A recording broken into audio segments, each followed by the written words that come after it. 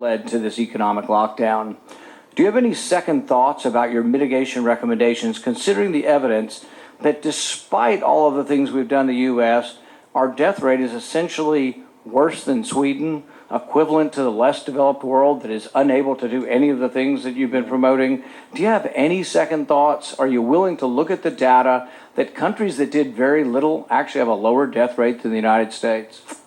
You know, Senator, I'd be happy at a different time to sit down and go over detail. You've said a lot of different things. You've compared us to Sweden, and there are a lot of differences. And you said, well, you know, there are a lot of differences between Sweden, but compare Sweden's death rate to other comparable Scandinavian countries. It's worse.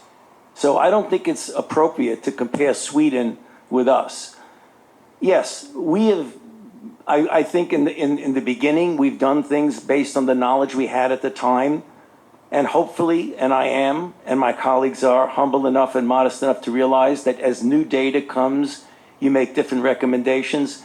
But I don't regret saying that the only way we could have really stopped the explosion of infection was by essentially, I want to say shutting down, I mean essentially having the physical separation and the kinds of recommendations that we've made. You've been a big fan of Cuomo and the shutdown in New York. You've lauded New York for their policy. New York had the highest death rate in the world. How could we possibly be jumping up and down and saying, oh, Governor Cuomo did a great job? He had the worst death rate in the world. No, you misconstrued that, Senator, and you've done that repetitively in the past. They got hit very badly. They've made some mistakes.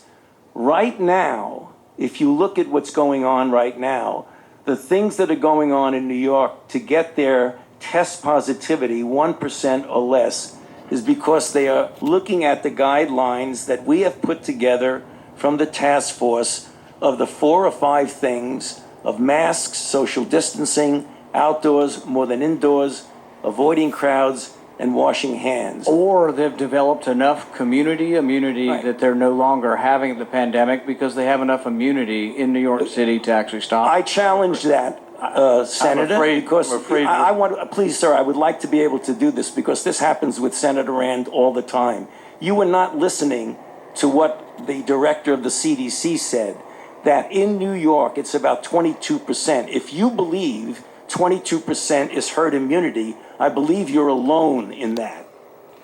There's also the pre-existing immunity of those who have cross-reactivity, which is about a third of the public in many estimates from studies, which would actually get you to about 2/3. I'd like to talk to you about that also, because there was a study that recently came out that pre-existing immunity to coronaviruses that are common cold do not cross-react with the COVID-19. Thank you, Senator Paul. Senator Murphy.